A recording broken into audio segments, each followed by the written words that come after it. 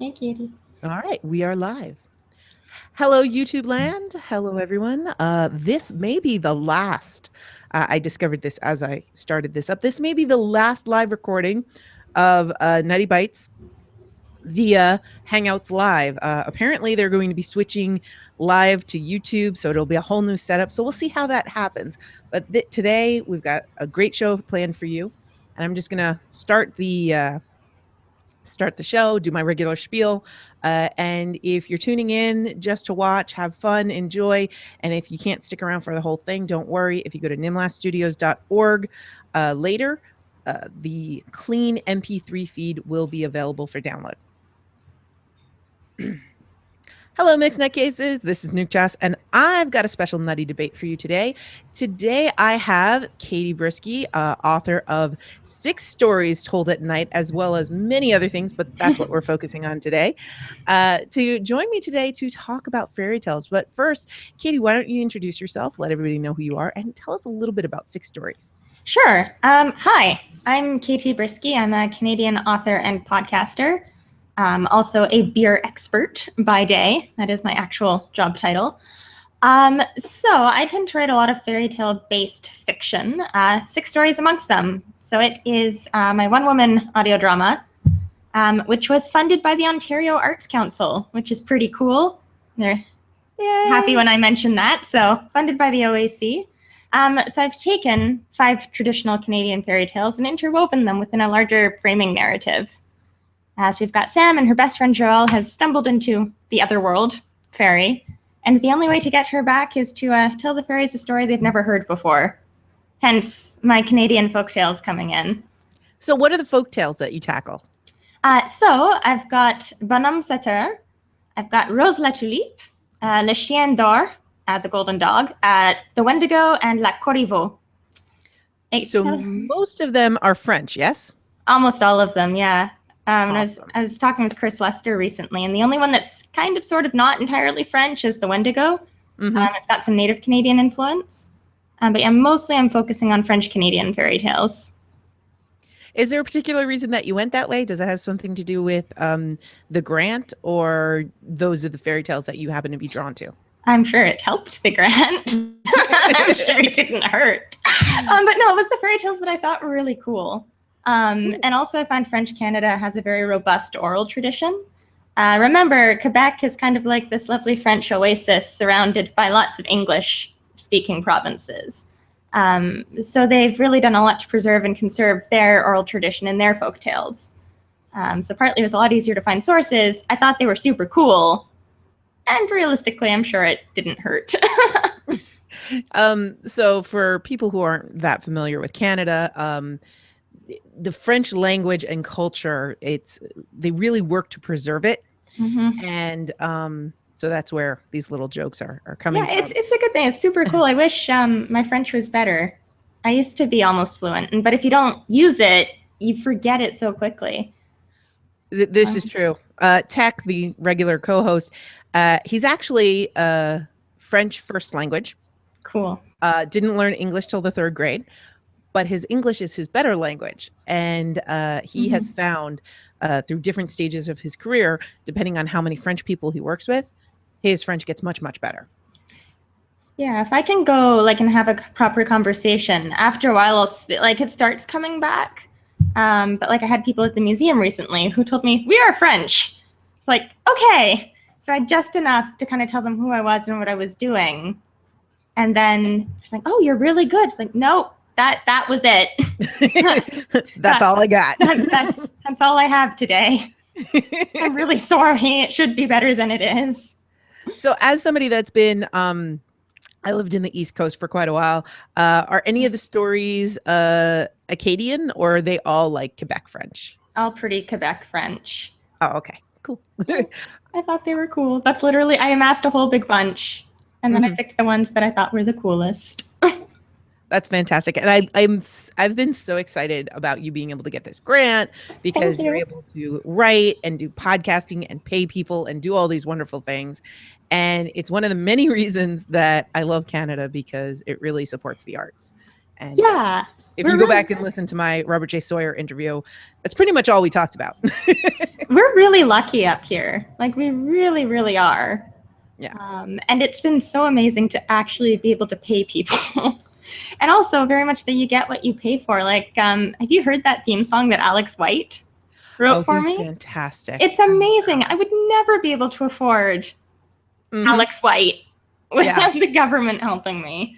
And it's so much fun that we can, pay back these people that we know, and there's so many people in the podcasting world. They're very creative, and they don't get rewarded for their creativity and their talents, and you can do that.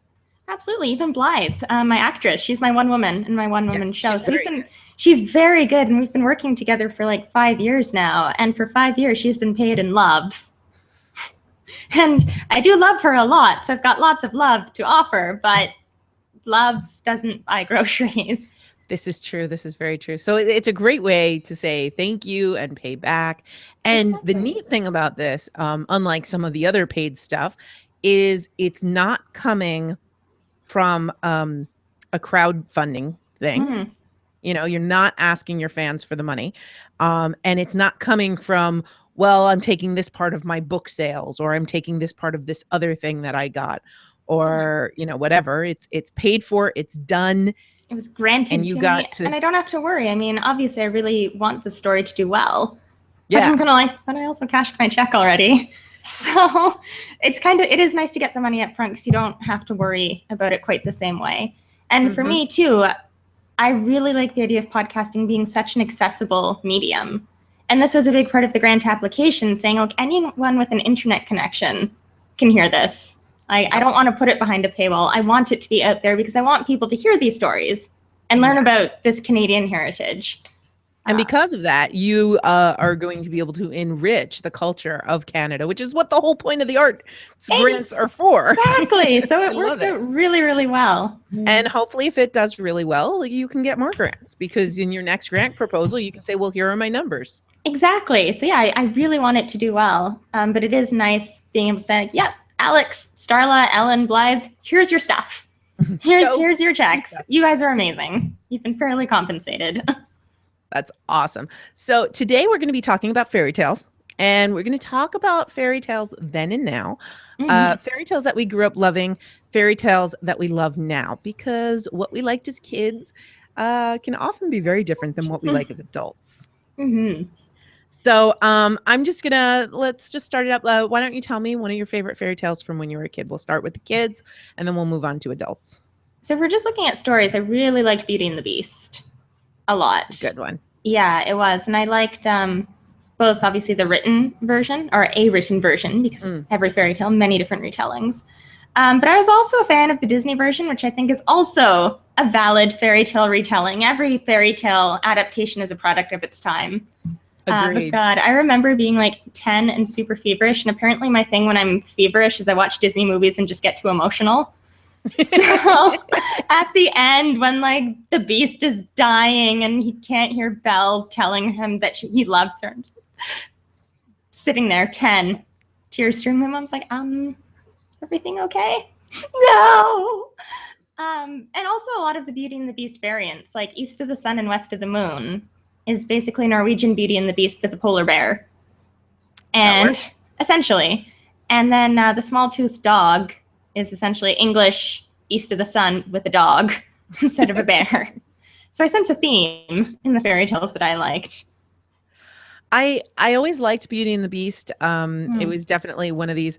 I love the stories where it was about seeing past the facade and looking past beauty. Because I grew up thinking I was a very ugly child, and that's the worst thing that you could be, which is a horrible stance, but it's definitely one of those things that people in North America, women in North America, will grow up with. Yeah. So to me, that was always very cool. The ugly duckling, the Beauty and the Beast type deals. And I always identified with the Beast, not with me Beauty. Too.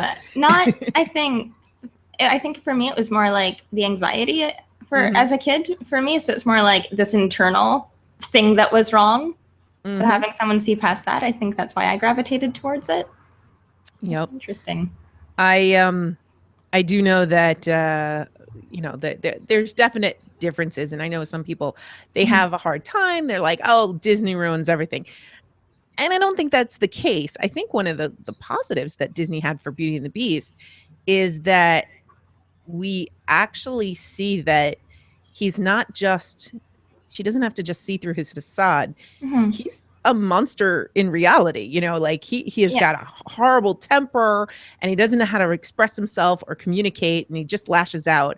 And he actually has to change to get that love, and she Yeah. warms his heart and changes him. And the idea, kind of the external mirroring what's happening on the inside, of course, is so common in fairy tales. Well, and how often when you're upset do you just lash out? Yeah, you become a beast to the people around you. I'm reminded of those Snickers ads. Yeah. You know, you're not yourself when you're hungry. No, I'm definitely not. I wish I knew this when I was younger, but I learned after growing up that my baby sister, if she's hungry, we're just going to get into a fight. And she's just going to be angry all the time. And that if she's hungry, just feed her. And then if she starts fighting with you, just feed her. She'll be fine. That's her husband's trick to their happy marriage. She gets upset, he feeds her. I have friends like that. I should just keep granola bars in my bag, and when they start getting the look, I just chuck food at them. There you go. There you go. That's a great visual. Just take a granola bar. So one of the first fairy tales that I thought of when I thought of this topic was growing up, I had these collection of illustrated fairy tales. And in there was the 12 Dancing Princesses. And I can tell you that when I thought of it, I couldn't remember the solution to the fairy tale. But I remembered all the other details. I remembered it was 12 princesses. I remembered they were all sisters. I remembered they sneak out at night. I remembered the gold leaves. I remember the guy following them. And their shoes being all worn out. Yeah, which they had like the worst shoes. If one night of dancing, they could wear through all their shoes. It was really intense dancing. It was just so intense. So I had to go. I have the book downstairs and I looked it up and I saw the resolution. I was like, oh, okay. So he spied on them and he got to marry without their consent because they all had boyfriends that met them every single night. Yeah. And he got and the soldier who did all this, he got the kingdom. Yay. Maybe that's why I didn't remember that. But I'm pretty sure that rewrite your own. Yeah. The reason I remembered this and love this, and I remember asking, like, it was time for, read a story, and it was always 12 dancing princesses, 12 dancing princesses.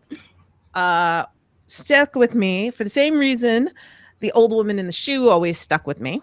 And, old woman in the shoe, she had too many children. She didn't know what to do. I come from a very large family. I am the 7th of 9. Oh, wow. So to me, I'm pretty sure the reason that stuck with me is because it was like, oh, it's a story about my family. Yeah, you can recognize yourself in it. And so that's why they stayed with me. But they were so much fun. They are, and it's fun too to bring up like the specific books that you read them in too. Because when we first talked about this topic, even before I started thinking about specific fairy tales, I remembered this series of fairy tale collections that I read as a kid. It was the Ruth Manning Sanders books. That's a good one. Yep. Yeah, so they're from like I think the 50s or 60s, but it's like a book of magic animals, a book of changelings and charms, a book of wizards. So she had like probably 20 of them with these wonderful like 1950s illustrations. And like it's funny when you look back to your childhood just to see like what the building blocks of your own literary tradition are, because that was definitely one of mine. And also like the red fairy book and the olive fairy book and the green fairy book, like all the Andrew Lang books as well. My collected, no, not that one, I'm sorry. The other book that I have from my childhood still is a collected work of poems. And in that, I have like a lock of hair taped in there, and I don't know why. Do you know whose? It's mine. Oh, okay. But I don't know why. Something from so your if past self. If I ever come back and haunt people, that's the book you have to salt and burn. Okay. But good to know. Yeah, but I have no idea. But it's one of those things. It's that artifact that you keep with you. And I pulled it out not long ago because I had made a reference about, it's like I ate the plums. Oh, what's that Oh, it's poem? the William Carlos Williams poem. Yes. I ate the plums that were in the icebox and that you Yeah. were saving. I don't know the entire poem, but I was saving them for breakfast. And they were so cold and so sweet. And I made a reference to that because we had plums and all this other stuff. And I made this whole reference, and my husband's just, what? I don't understand. What are you talking about? I'm like, look. What is this book? So it was, those books, they're like cornerstones, They are, yeah. I think when we're kids, like we definitely get this foundation of books and stories that we're exposed to. And I think they can show up in funny ways later on in life, especially if you are a creative type. Oh, absolutely. Like you get steeped in a certain tradition for sure. It's one of the reasons why I have a lot of nieces and nephews. Obviously, I come from a large family. My husband comes from a small family. He has one sister. And so the rule is there are only two things that we give as presents, books, or I bake them cakes or cupcakes, but that's it. Solid. I like it. But so we're always giving out books because of that, that these are the books that are going to shape you. So it was really exciting. Like, oh, I'm going to give you corduroy and I'm going to give you rainbow fish and all of this. And this year, I'm trying to remember what Ramona Quimby. Oh, and isn't it so great? Because we have these like such visceral connections with these stories. And then when we pass them on to someone else, we find someone that liked them too. It's like this really intense bonding moment all of a sudden. It was really neat. My husband, he's like, we're giving it to my niece. And he says, you're just old enough to read these. And I've been, ever since we started giving you books, this is the set of books I wanted to give you. Oh. And it was so great. And she's so cute because she's in immersion. Okay. So she specifically teaches herself to read English so that she can read the books that we've given her. That's awesome. Yeah. I mean, she can read English, but, they do a certain amount of years in French, and then they do a certain amount of years in English. And right now her French is stronger in reading than her English. And it's really cute. Yeah. And it's a really nice connection because it's what stories do, right? They connect us. And it's even more even true, I think, like looking at oral traditions, because they change so much, right? Every storyteller is going to put their own stamp on it. Absolutely. Well, I mean, if you've ever read a story to a child, I mean, as you're reading it, you're going to find something that you can connect to the child, and you would emphasize that. So imagine you're doing it orally and remembering it from your childhood, and then you change it for the next person that you read it for, and so on and so forth. Exactly. And then they pass it down, and it ends up almost being like broken telephone. Absolutely. In a funny way. But which can be frustrating if you're researching them, but also it's just really cool because that's what keeps stories alive, which I really like the image. That's like every story just kind of morphing a little bit as it moves down the line. My favorite thing is when people say, well, I like the real Little Mermaid. I'm like, so what's the real Little Mermaid?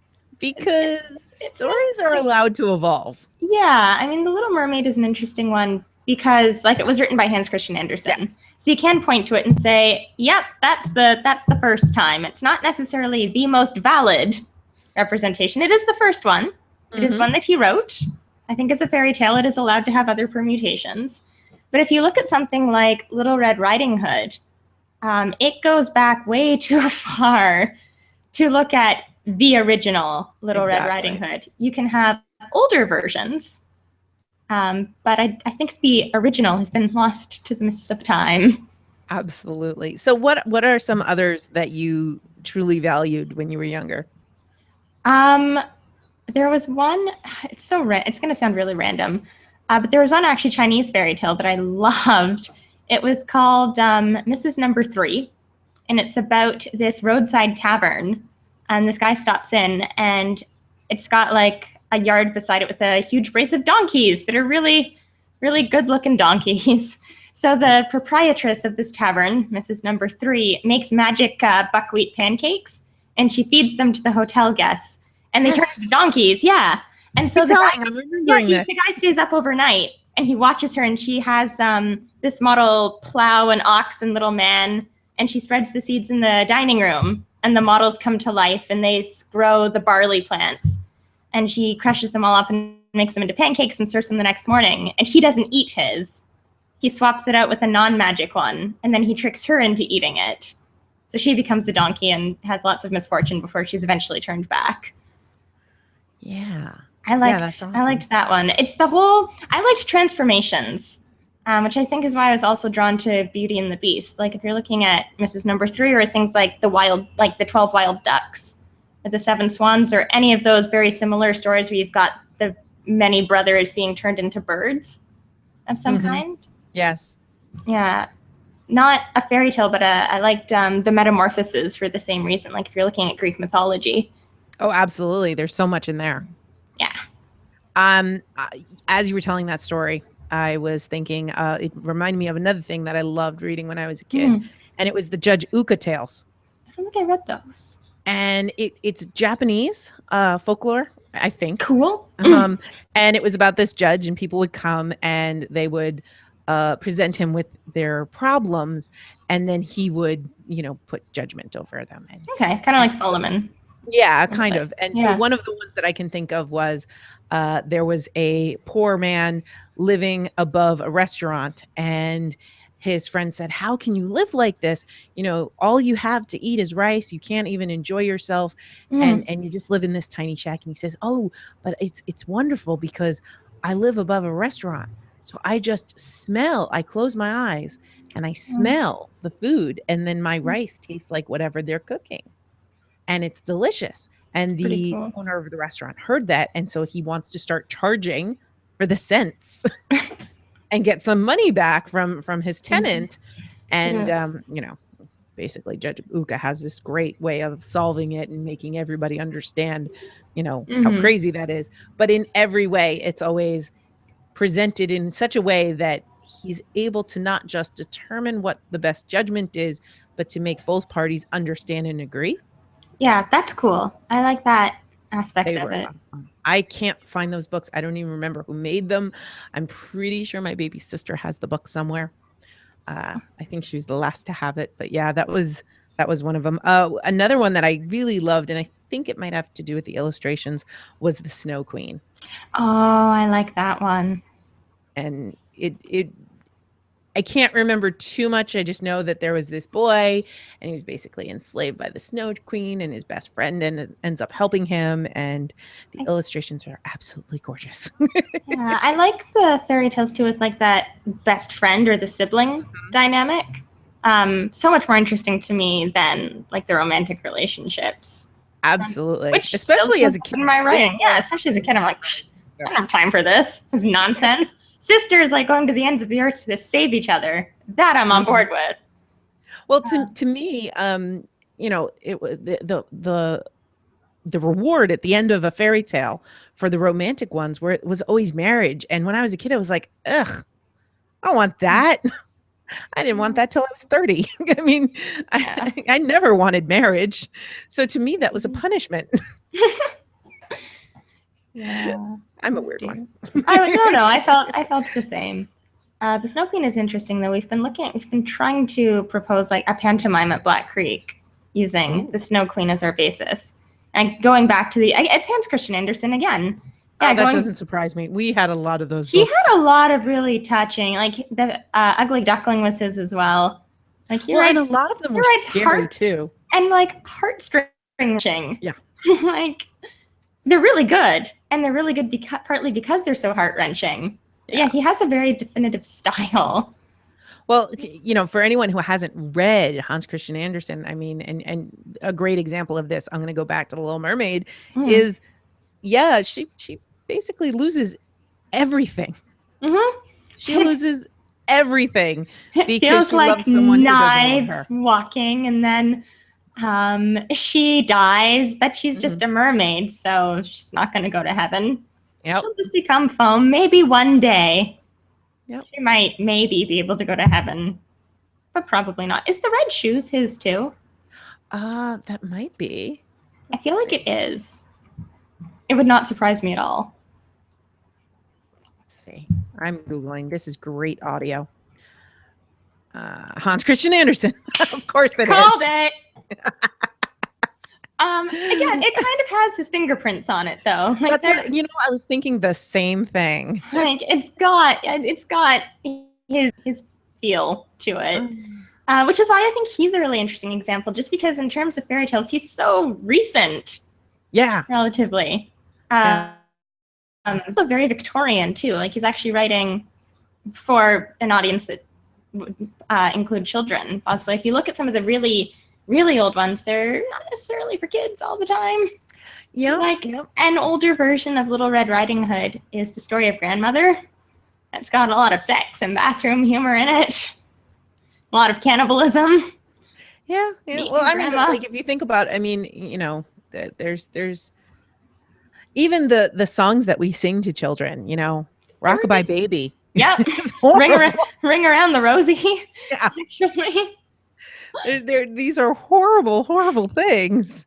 And, we say these songs and these stories to kids now as a way to comfort them and bolster them, but they weren't used in the same way in the past. They really were meant to scare and to warn and instill fear in children so that they would behave the way that they wanted them to. Or to, like, distance yourself from something terrible. I'm thinking about Ring Around the Rosie. Oh, yes. Exactly. Being all about plague, death. So much less threatening if it's an amusing rhyme and game. Yes, absolutely. So now we're adults and we like different fairy tales. Well, sort of. I'm not. We are larger kids. I pretend to be an adult. Well, we're adults. We're not grown-ups. There's a difference. I was dubbed last week with swimming with my nephew that I am still a kid, and that's why I'm so much fun. Excellent. He's 3, so he would be the expert. So now that we are larger children, yes.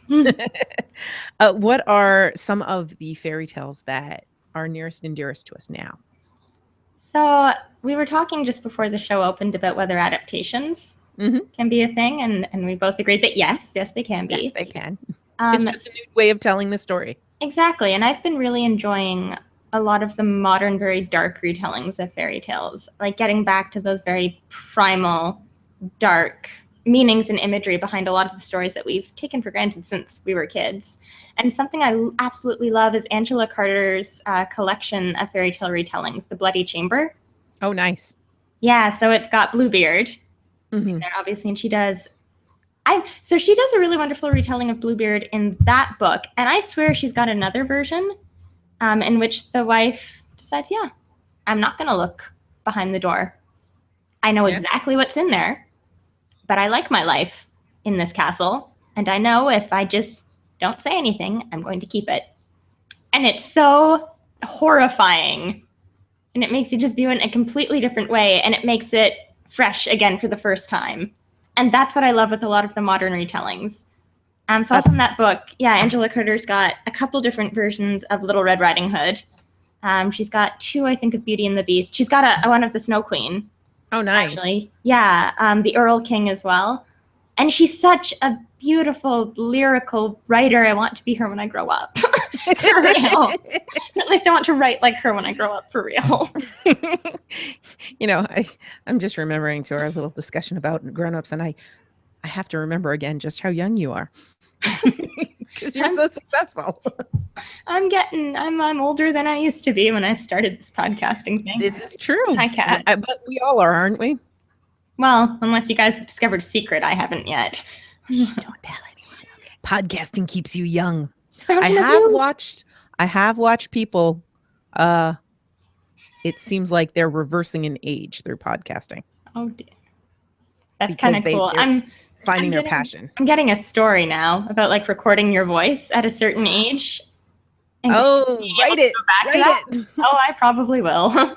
I've long since had this profound experience, having lost some podcasters, the fact that their voice will always be there, and you can go back and listen to their stories, and you can listen to their voice telling you those stories. Yeah. It hits amazing. you. Yeah. Yeah. So it's one of the reasons why I have this project that I'm working on to get Nutty Bites put onto archive.org. Nice. So that it will be there forever. Nice. But so yeah, that's retelling and getting a new angle is one of the things that I absolutely love. And years ago, I read this book by a not that well-known author at the time, but I'm pretty sure most people know who he is now, Gregory Maguire, who is Yes. famous because of Wicked. Uh-huh. But I read The Ugly Stepsister, and I loved it. Yeah. And it's horrible, but it's wonderful in all of those ways. You know, it shows you what he does is he goes and he finds the supposed villains of the tale and tells the story from their perspective. And you can see how, Cinderella, you're not that nice a person. No. Stepmom may not have been so nice to you, but wow. And she was punished in that tale. She was punished with marriage. She got hers, marrying this elf who's willing to marry anyone whose foot fits the shoe. And she got syphilis, I think, too, or some sort of thing. I don't remember exactly, but yeah, she ended up getting an STD from this guy, and she was stuck marrying this guy that she spent one night with. I feel oddly satisfied by this. It was very satisfying, actually. It was pretty wild. Tragedy in some ways. It's like your flaw has perfectly dictated your downfall and your comeuppance. Look at this. And that was the beginning of my foray into fairy tales retold and having a new twist on them. And I've just loved them ever since. Have you read, Tor did a whole series of fairy tale retellings, like novella to short novel length. I think Terry Windling was the main force behind it. But they've got a whole ton of them. So like I read Tanith Lee's retelling of Snow White, which I would say bleak. But bleak isn't a strong enough word for that retelling. It was very grim, but in a really cool way, because she really expanded. It's actually told from the stepmother's point of view. So you start with her as a young girl and then follow her, and you see her progression to what she became, the evil stepmother we know so well. And charting that and charting Snow White's also, her downward spiral. Again, bleak is a good word, but it's not strong enough. That sounds interesting. I will have to check those out because like I said, I love hearing them bend fairy tales into a different thing,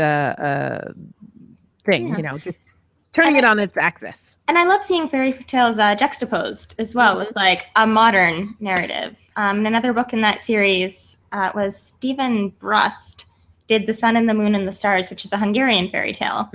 So the whole novella was flipping back and forth between a retelling of this Hungarian fairy tale about like a guy and his brothers who's off to rescue the sun, the moon, and the stars, juxtaposed with an artist studio. And the painters, trying to get their act together to do a show and trying to raise money. And it was very La Boheme. It was lovely. Part of me was like, oh, yes, it's the dream. The Bohemian life, yes. But seeing them side by side was super cool because you have this thing where each is illuminating the other, which I really like playing with in my fiction as well. Oh, that's great. So there's a couple of fairy tales that I'm going to say are modern fairy tales that are very important to me. And yes, I started with them when I was a kid, but they're just as important to me now as an adult. And I'm going to put them together because they're in the same genre. They're both movies. Now, one of them was a book, but that doesn't matter. The Princess Bride and Labyrinth. And Labyrinth specifically because that was written as a modern fairy tale. Yeah, that's cool. And it's much more it's really positive. But I think that The Princess Bride, some of those actors just really make it great. Yeah, and it's, again, the thing where it was such a cornerstone of your childhood. And then even as an adult. And I think, too, with stories like The Princess Bride and Labyrinth, when you go back to it as an adult, you maybe notice things you didn't see as a kid. Like, did you find that? Oh, absolutely. Maybe some of the jokes that went at 10, you're suddenly like, oh. That's what they meant. Okay. Yeah. There was definitely some of that. There was definitely, certain things that I didn't quite get. When I was young and watching Labyrinth, I identified with Sarah because she was supposed to be my age, although it was really funny because I thought she was like older than me.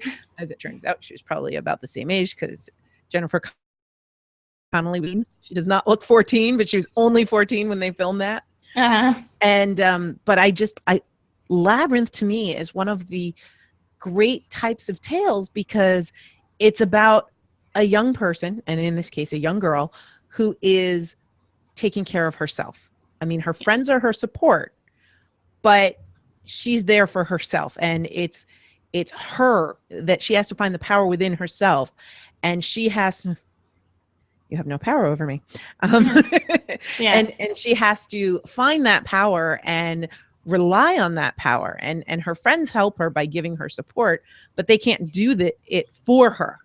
She has to do it for herself. And it's not about romance. As a matter of fact, like the Goblin King's in love with her, but she's not interested in that.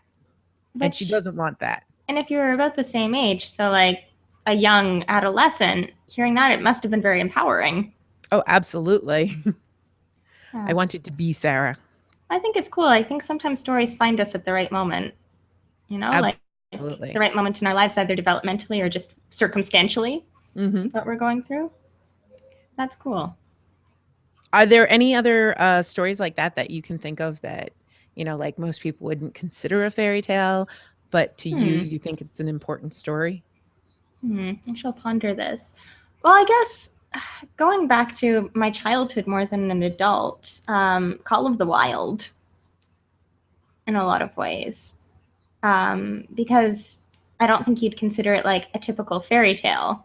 No. But in some ways, like it is very much a quest story. Yes.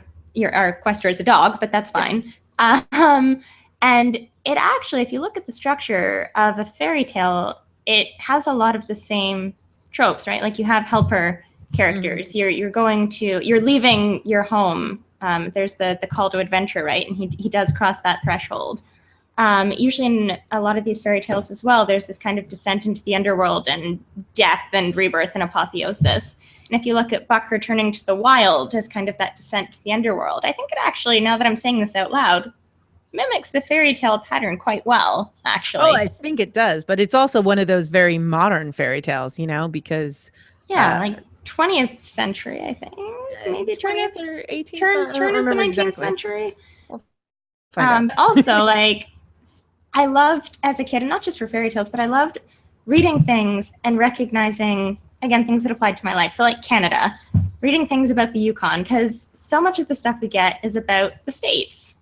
Yes. And even if it wasn't a fairy tale, like even just reading like middle grade chapter books and having them reference, like, I don't know, loonies instead of dollar bills. Shocking, I know. Or I remember there was one actually. It was about a girl, like this Chinese Canadian girl who stumbled across this dragon egg. So she hatches it and the dragon becomes her friend. It's one of those stories. But she lives in Toronto. Oh, neat. So they mentioned streets and places that I knew. And as a kid, that was the coolest thing ever. And like the schools worked the right way. Like it was grade 4, not 4th grade. So being able so looking at the story, it was, what was it called? I need to Google this woman's name. I remember the author's name. It's Alison Baird. Alison Baird, The Dragon's Egg. That's what it was called. That sounds great. I have to read that. That's another fairy tale that I would say most people wouldn't consider a fairy tale, but it was important to me. And that's why also I wanted to do the 6 stories. It's like, look, here's our stories. So we're sharing them too now, but also we can look at them and say, yeah, this is where we've come from.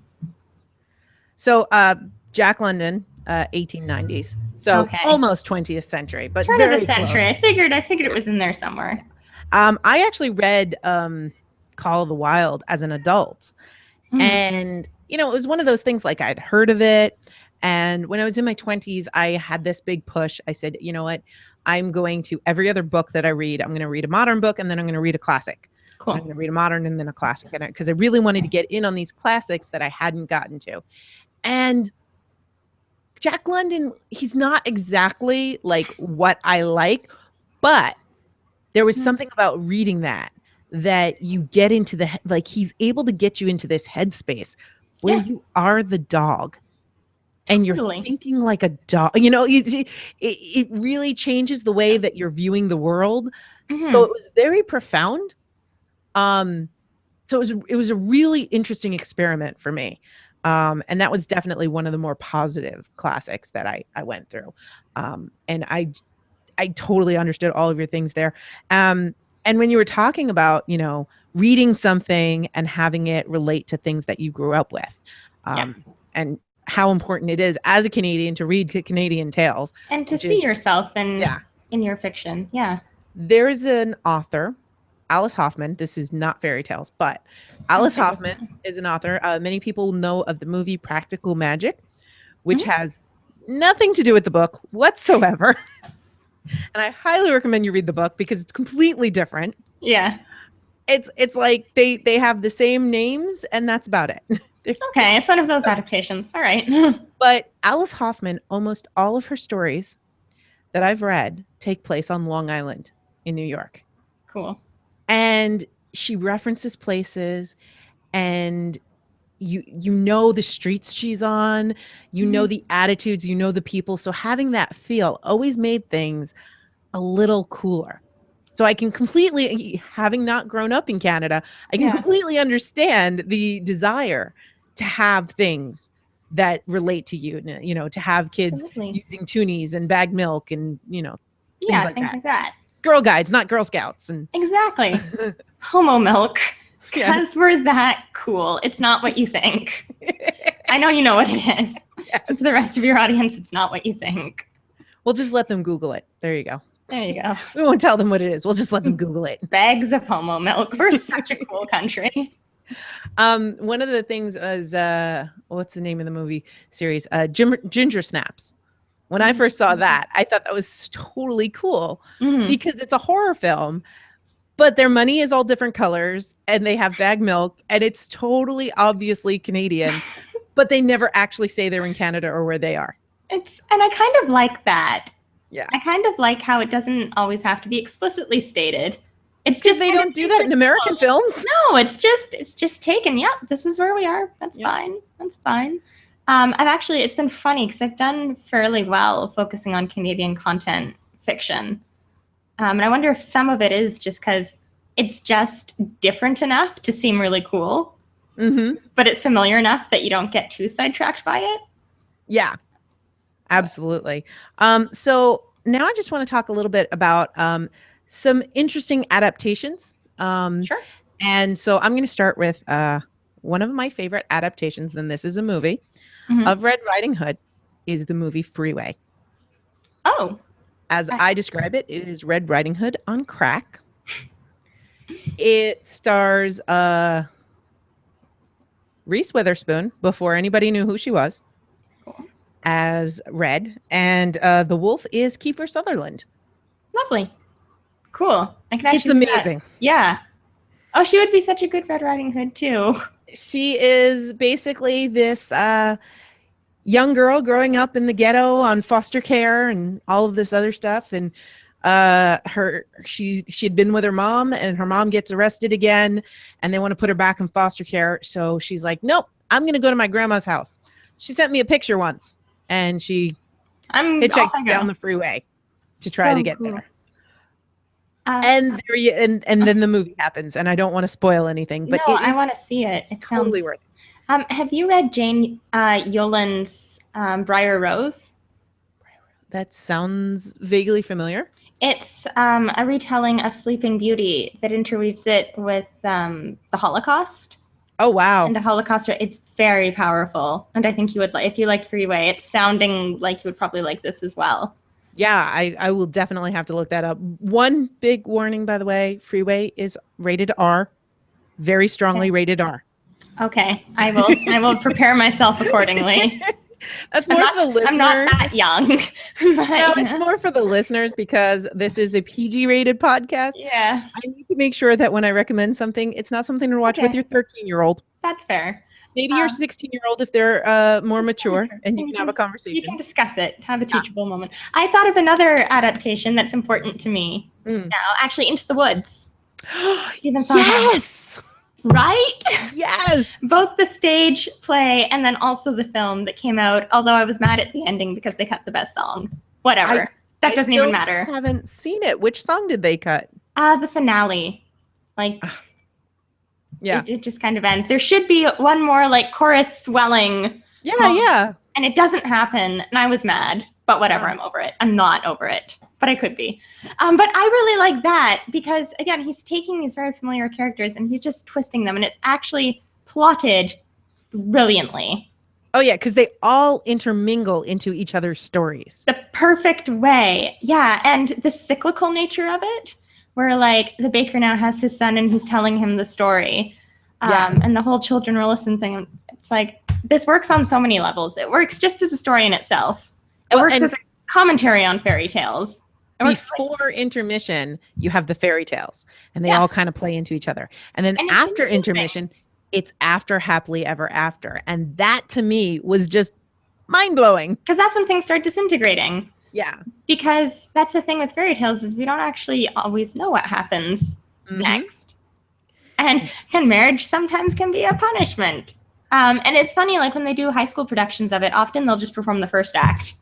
Yeah. Because it's light and frothy and funny and it's all great. And then the second act, spoilers, but like there's death and people's lives being ruined and people having to fashion new families from the people around them, which is also a thing I really dig.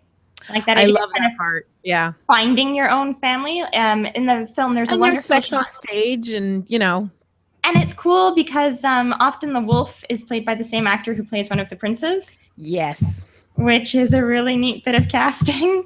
I love that. And the narrator is the one that plays the baker's father. Yeah, and that's also a bit of neat casting. Like father, like son thing. It's brilliant. It's also partly, I think, how I got my job at Black Creek.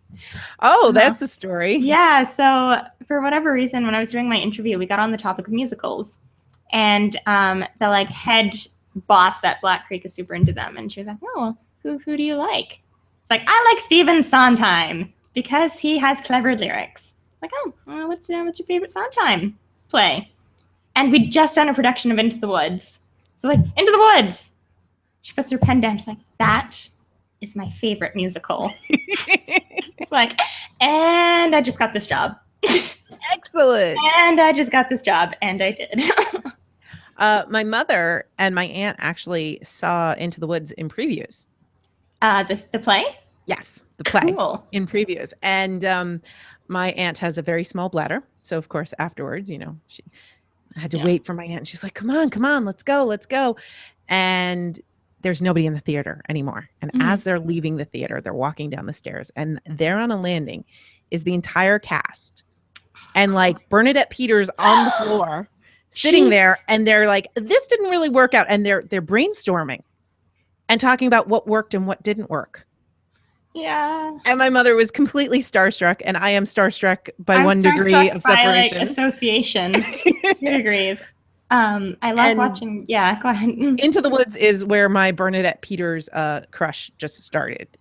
And the year that it came out, PBS aired it on PBS, and we taped it and watched that to death, to the point that our VHS had like the Gerbil lines on them. Oh, I've seen, I think, clips from that recording on YouTube. Like, I think there's a couple scattered around the internet. My crush on Bernadette Peters, because I have one too. Well, who doesn't? I know, right? She's so good. She's so amazing. She's so good. But that started, I think, with Sunday in the Park with George. Love that one. I know. I also saw that on PBS. Perfect in that too. I think I saw that recording too on DVD later. Yes, I love her. I've talked about this on other podcasts, but thinking again of adaptations and crushes I have on actors, Penny Dreadful, which again, not really a fairy tale, and I haven't seen the last season. I understand that I should just forget it happened. It doesn't exist. This is what I've been told. I've heard that. Yeah, but again, taking all of these different characters and intermingling them in a way that makes sense. Like what I love about Into the Woods and Penny Dreadful is that it never felt forced. Right. Like to have the Baker and Little Red and Jack like all showing up together. I was like, oh no, of course. Yeah. That seems inevitable. Why, yes, continue. As opposed to, who else are you going to throw into this salad bowl? You know, it was, oh yeah, that makes sense. So I have to ask you, for Into the Woods, who is your favorite, like, who's your favorite character from the show and that you love so much? I really like the witch. Yeah. Yeah. She's awesome. I also really like Cinderella a lot. Mhm. She's a Cinderella that I think like can take care of herself more than other versions I've seen. And I like how Absolutely. she becomes kind of this mother figure, even though she herself is quite young. Like that's a journey that I find very interesting. This kind of cusp between being a young girl and being an adult, like being a motherly figure. Mhm. And I love how they incorporate something from, again, an older version of Cinderella, which is her mother spirit in the tree. Yes, the That's tree. so cool. I was really happy to see it. I also really like the fact that she sits there and ponders, does she want the prince to catch her? Yeah. And she has a whole song about it. It's great. Yeah, and she's got 3 nights to decide, does she want him to catch her? And she's scared to make the decision. Yeah. And that's really fascinating for me. Really, it worked quite well as a psychological study, like the entire play. Yeah, yeah. And I love with the witch how, you know, in the beginning, her quest is to be beautiful because she lost her beauty because she was cursed for losing her beans. Mm. And then she gets her beauty back and she's like, oh, wait, where'd my power go? Right. Oh, wait, I don't like beauty that much. Yes, I want power. Yes. Who are your favorite characters? Well, definitely the witch. Yeah. And I think I was always a big fan of the baker's wife. Mm-hmm. And I think a lot of that also goes back to the whole, like, I didn't ever want to get married because I totally saw her as a cautionary tale. But as I got older, I definitely, you know, Cinderella worked in there. But all of the female characters were great. You know, you had Granny was amazing. She's just insane and amazing. The giantess. The giantess is amazing. Yeah. Jack's mother, I just, there's so much that you can learn from her. Mm-hmm. And I can't tell you how many times I'll say the slotted spoon don't know much soup. But so all of the female characters are just, they're so strong. They're so complex. And well developed. Again, it's like a study of psychology. Little Red. Yeah. Awesome. Like she's got issues, but she's really awesome. Exactly. I think that actually summarizes the play. They have issues, but they're really awesome. Really awesome. Yes. If I were to ever play it again, though, because I got stuck being an evil stepsister when I did it in high school, part of me was like, if we could bring Jack's songs up to my register, I would make a really good Jack. There you go. Right. Definitely gender bend Jack. Totally. Or just have you play him. I mean, he's supposed to be a boy, so it doesn't matter. Exactly. Well, that's more what I was thinking. I rock trouser rolls. My niece did for Cabaret. I think she did Cinderella's song. And yeah, the one we were talking about. And her director, who never wanted to give her anything but chorus, gave her the best compliment because he said, you know, there's a reason we don't do Into the Woods, because the songs are too hard and nobody can sing them. And that's one of those songs that nobody can sing. But you did it amazingly. Oh, that's so good. And she's like, okay, so let's do Into the Woods. And I got my part. How was that met? No, they didn't do it. Oh, that's sad. Terrible. But yeah, it's and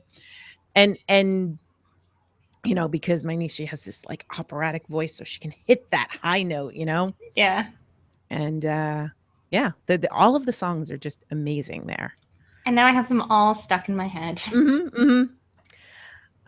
Including Hello Little Girl. I do not sing very well. Girl. But when my sister and I were younger, she'd do Red and I'd do the Wolf. Nice. We got the bad innuendo, We just made sure we weren't standing too close to each other when Bad doing touch, it. bad touch, bad touch. I do love in the film version, Agony. They do it so well. I really need to see the film version. I've Yes, you been do. scared to see it. It's good.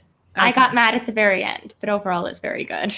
Okay. I'll have to check that out. Okay. It's like Les Mis, watching the movie version. I wasn't sure how I was going to feel. But I think on the whole they did a pretty good job. Pretty good. That one you really have to see on stage. But if you can't, it is an acceptable substitute. Absolutely. Well, it's a different thing. That's for sure. It has to be, yeah. Yeah. It's better than, say, the film adaptation of Phantom.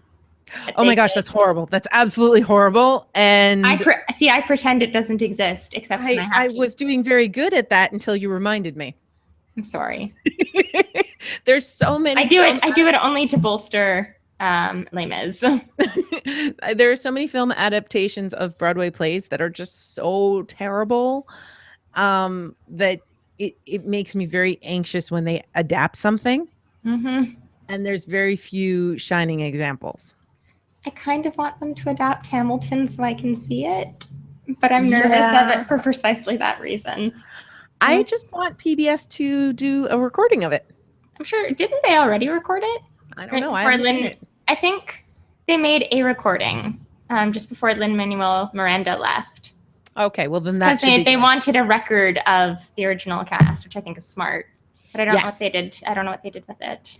Well, hopefully they'll hang on to it, and one day one day we will see it, and then that will be another modern fairy tale in a funny way.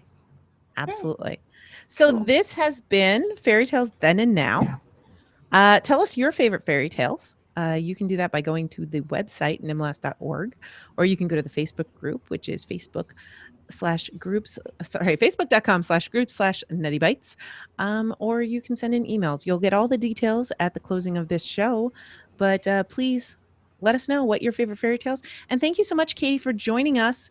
I'm very excited to hear your stories. I've already listened to the first episode. It's very good. And you can go to ktbrisky.com/6stories. Is that right? 6 stories told at night, I think. 6 stories told at night.